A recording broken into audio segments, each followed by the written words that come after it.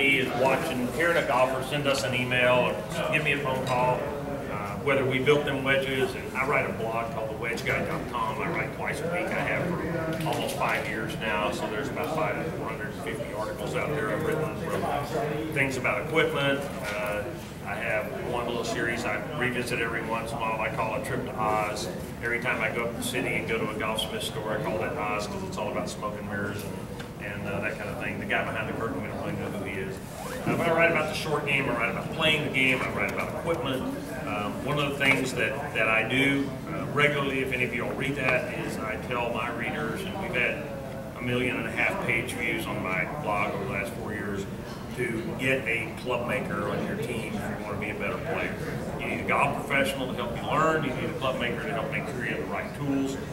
And what our company, Score Golf, is all about is falling somewhere in between what you all do on an everyday basis, building golf clubs, and what the production line OEMs do every day, building golf clubs.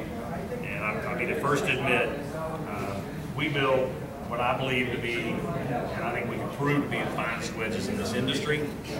We build them to much tighter tolerances than anybody in the production line of this business, Titleist, Cleveland, all of them. They all have production tolerances. We don't allow tolerances, but we don't build it like you all do. We turn out multiple sets of wedges a day. If you all engage and build a set of wedges, you might spend all morning making sure they're just right. That's why people come to a club maker to get that kind of attention. We kind of are in between. So, with regard to the short game,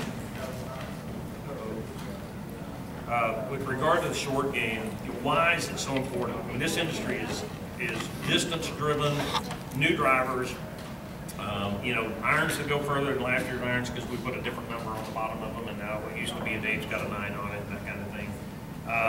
But if we want golfers to improve, if we look at this as a global interest in saving golfers, if we want golfers to hang around and keep playing and not quit, we need to make sure they're getting better all the time. And the guy's been stuck on a 17 for the last 8 years, but maybe used to be a 14, and now he's a 17, and one time he was an 11. If he's going backwards, he's eventually going to go, this really isn't working.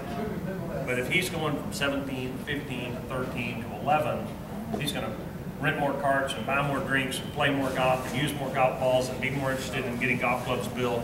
He's engaged and he's not quitting. People don't quit because, well, I just got so good it wasn't interesting anymore. That is not why people quit this game, right? So the importance of teaching the short game is you can give your golfer more bang for the buck. And I mean, most of you guys are fitting, here we have in teaching, but if you're teaching the short game on Tuesday afternoon, that golfer can score better Saturday because you showed him a couple of things he doesn't know how to do. And if you're in teaching and you know teachers, I mean, the curse of the golf professional is you tell a golfer, I want to really learn how to hit the ball better, pro, and you tell him, okay, well, this is a process, you're probably going to get worse before you get better. Are you okay with that? Yeah, I'm fine with that. Until the first round after his first lesson. And then he goes, man, pros got me so screwed up. It's all the pros' fault, right? So, but if you're teaching the short game, you can show that golfer how to hit a little better pitch shot or a little better chip shot.